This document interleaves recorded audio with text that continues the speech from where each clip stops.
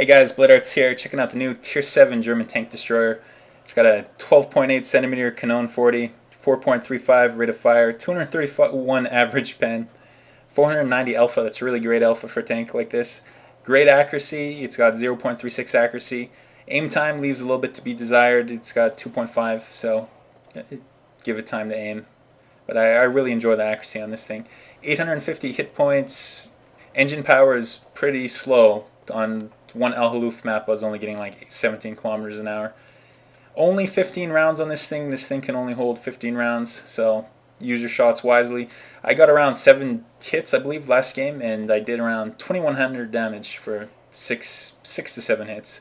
So I really enjoy this tank. Finally worked down to it. I think it's going to be a great new addition. Doesn't have any armor. Has great gun depression though, and great view range. So I'll start the video here, talk a little bit more about the tank, and let's see how it goes. Never been a real big fan of Al Haluf, but let's see how this tank performs actually on the map.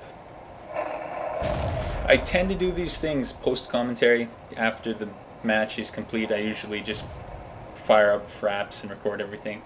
And it's just easier that way. If I do it when I'm actually playing, it seems to kind of slow down my frames per second. And I only get around 30. And yeah, you can't play your best with 30 frames per second. You ideally want at least 50. So that's why I usually just do post commentary on this. One of the first things I noticed about this tank destroyer was it has great gun depression. And I've never really used that on German tanks, but I suppose the Dicker Max, the Tier 6 premium tank, has that. So I don't own a Dicker Max. I don't think I've ever driven one.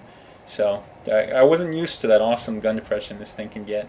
And I think this kind of looks like a Dicker Max too. It might be using the same hull.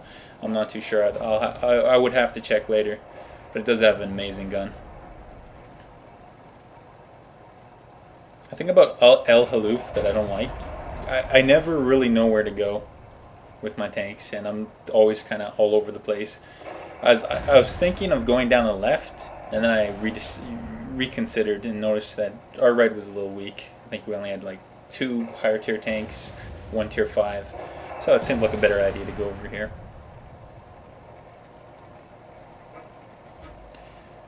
And let's Sturer Emil. Oh god, I hope I'm not butchering that too bad.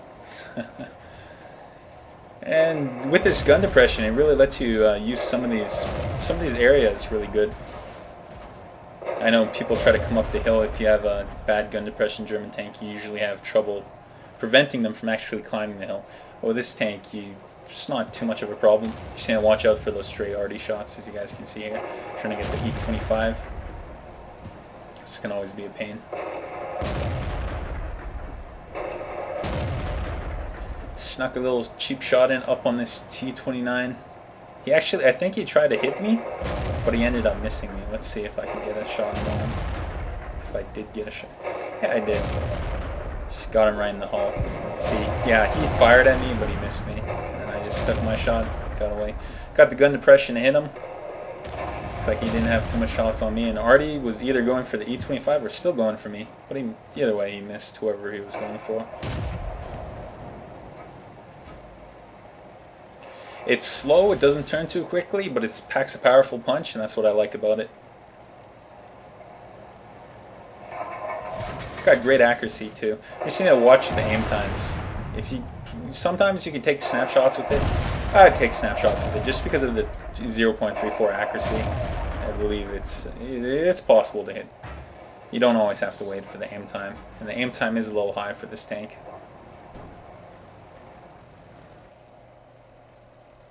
Just trust in Serb, and shot hit dead center every time.